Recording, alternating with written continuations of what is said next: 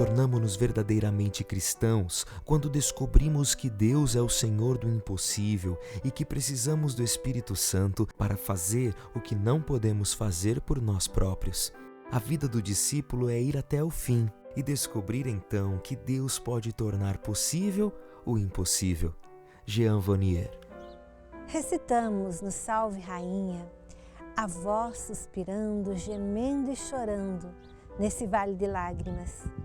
Isso porque a nossa vida é cercada de alegrias, mas também de sofrimentos. Eles começam nas dores de parto, dores estas logo esquecidas pela alegria do nascimento dos nossos filhos. Nós, mães, somos capazes de sofrer qualquer coisa pelos nossos filhos. Mas como é difícil suportar vê-los sofrer, não é mesmo? Nós temos 2 filhos, a Rafaela, de 12 anos, e o Alex Gabriel, com 6 anos. Na vida da gente, a gente passa por diversas frustrações. E como lidar com as frustrações e ensinar os filhos a lidar com as frustrações? Claro que os pais não querem ver seus filhos frustrados, decepcionados, sofrendo, mas eles têm que ter em mente que esses sofrimentos, essas frustrações que vão acontecendo, geram também um aprendizado na vida da própria criança. É importante ensinar os nossos filhos desde pequeno lidar com as frustrações, porque é um grande ensinamento da vida. Nós que vivemos, estamos constantemente sujeitos a nos frustrarmos em uma determinada situação da nossa vida. Este é o grande desafio a qual nós somos chamados. Educar os nossos filhos de forma com que eles criem têmpera. Não podemos criar os nossos filhos gerando neles um medo de sofrer, um medo de perder, um medo de passar por determinadas situações, porque no futuro, se eles vão crescendo, crianças que têm medo de tudo, que têm medo até mesmo de levar um não, lá na frente vão ter medo de tomar decisões importantíssimas para a sua vida. Que sejam homens e mulheres de resiliência. Resiliência significa a capacidade de lidar com problemas, superar obstáculos e resistir a situações de pressão. Porque as perdas são inevitáveis. Frustrações todo mundo vai ter em algum momento na vida, seja ela psicológica, material, uma perda de um ente querido, em diversas situações. Alguns sofrimentos são inevitáveis na nossa vida. A perda de um ente querido, uma situação de doença, uma dificuldade financeira, dentre outros sofrimentos.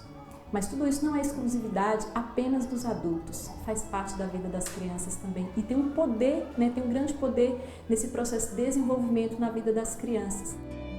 Como que os pais podem fazer para contribuir de forma positiva para que os filhos possam passar por essas decepções, essas frustrações e esses sofrimentos que são inevitáveis e acabam acontecendo e chegando na vida das nossas crianças? Nós somos casados há 10 anos, temos um fruto que é a Sofia, hoje com 8 anos, minha flor do dia.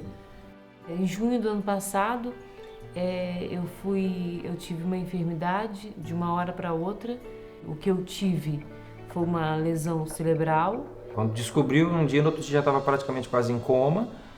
Sem ter noção de nada, nem de falar com ninguém, nem de conhecer ninguém. Então eu não tinha dimensão de onde eu estava, do que estava acontecendo comigo. Depois que eu fui me recuperando, eu fui vendo que eu estava no hospital e já tinha passado 21 dias.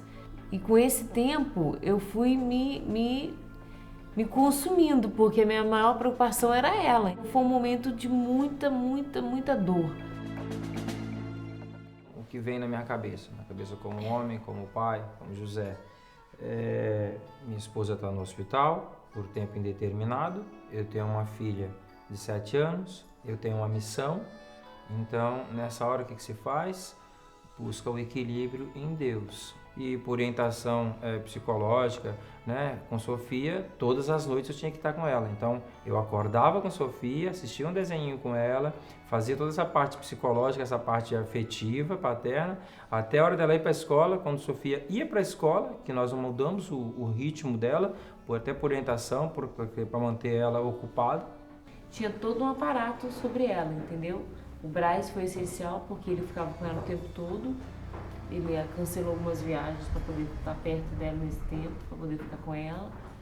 E ficou do lado dela o tempo todo, entendeu? Minha mãe ficou comigo no hospital, ele ia lá, voltava, mas o tempo todo ele estava com ela.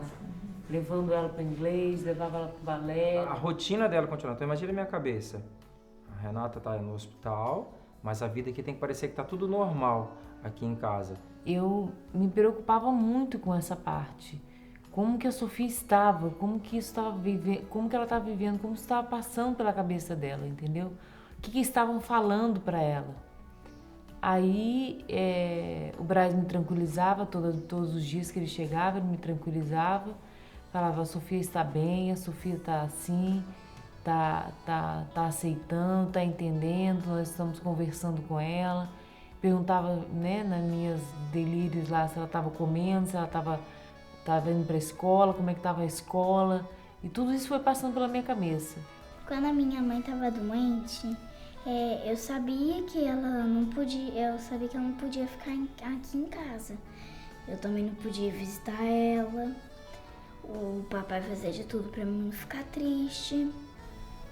Eu fiquei muito debilitada e quando eu voltei do hospital, saí do hospital sem andar, sem falar direito, que eu estava com a voz comprometida, sem movimentos. Foi muito difícil para mim, entendeu? Eu chegar em casa e ela me ver tão debilitada. Porque a mãe que saiu daqui não foi a mesma que voltou. Como lidar com isso? Então, mais uma vez, a ajuda do psicólogo. Nós sempre tivemos orientações dos psicólogos, né? E contando com a fé. Com a fé foi tudo. A orientação espiritual, o Padre Fabrício, que é o meu diretor espiritual do Braz, que é o formador geral da comunidade Canção Nova, nos orientando como que a gente deveria fazer, como que a gente deveria conduzir a coisa. E contando sempre com as orações. Gente, eu acho assim que eu pude experimentar uma coisa e eu posso testemunhar hoje. Uma pessoa sem fé, sem Deus, eu não sei como é que seria viver se eu não tivesse Deus na minha vida. Que bom podermos oferecer aos nossos filhos o consolo da religião. E esse consolo que vem da fé em Deus não é como um medicamento que torporiza os sentimentos ou como se empurrássemos os sentimentos para frente, como se negássemos o motivo da dor. Não, nós sofremos, mas não perdemos a esperança. Se eu não tivesse Nossa Senhora, se eu não tivesse pessoas do meu lado que acreditassem, que promulgassem da mesma fé que eu, para poder me dar essa força. Porque quando eu cheguei em casa, eu senti ela meio distante de mim, não sei se era porque ela estava com medo de chegar perto, de me machucar, ou porque ela não me reconheceu mesmo, não reconheceu a mãe dela, porque eu sempre fui uma pessoa muito ativa, muito dinâmica. Então ela tinha meio, né, aquele distanciamento. Eu ficava dentro do quarto, deitada, ela quase não ia lá. Quando ela ia, ela ficava meio sem graça, não sabia se podia pegar, se meter a mão. Aí o pai, o Braz, ele teve uma dinâmica muito de Deus, assim. Ele começou a chamar ela para me ajudar. Quando a mãe voltou para casa, o pai disse que ela precisava ficar no sol, de vez em quando ela tinha que subir a escada para fazer exercício. Daí, a primeira vez que ela foi pra ir no sol, ela: Sofia, vem cá ajudar sua mãe a ir pra lá pra fora. Eu precisava de ajuda para levantar da cama, aí ele pegava: Sofia, vamos pegar sua mãe aqui. Pega de um lado que eu pego de outro. Bota Renato no sol, tira Renato do sol. Bota Renato no sol, tira Renato do sol. O pai precisa estar presente. O pai precisa dialogar, dar um conselho, dar uma orientação, dar o consolo necessário, o consolo preciso que o seu filho precisa. Nós sabemos que as crianças que conseguem buscar esse processo de superação desde cedo, com certeza, futuramente serão adultos que tomarão decisões mais saudáveis, sadias, prudentes e equilibradas. Eu ia lá, pegava as duas mãos dela, falava quando tinha degrau, né?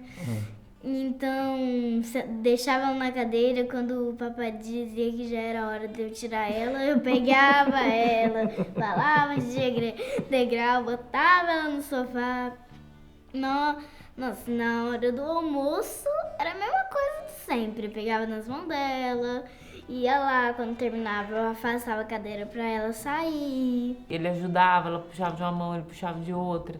Vamos botar a mamãe pra andar agora. Aí ele segurava de um lado, ela segurava aparentemente de outro, entendeu? Ele sempre trazendo ela para poder ajudar nessas situações. E eu falava que você ia cuidar dela quando ela chegasse em casa, né? Porque quando ela estava no hospital eu cuidava. Gente grande no hospital, gente pequena em casa, né? E eu acho que isso facilitou com que ela se familiarizasse com a nova situação que a mãe dela estava vivendo, entendeu? E também eu procurei o máximo mostrar para ela que eu ainda era a mãe que ela tinha, entendeu? Brigando às vezes com ela, chamando a atenção dela. Logo depois foi um período de prova, eu peguei as coisas, botei em cima da cama, estudei com ela, em cima da cama mesmo, tentando mostrar para ela que aquilo ia passar, que aquilo ia ser um tempo difícil, mas que aquilo ia passar. E o papai não falou que Deus ia ser fiel e nós acreditamos, né? E aí hoje somos uma família Feliz.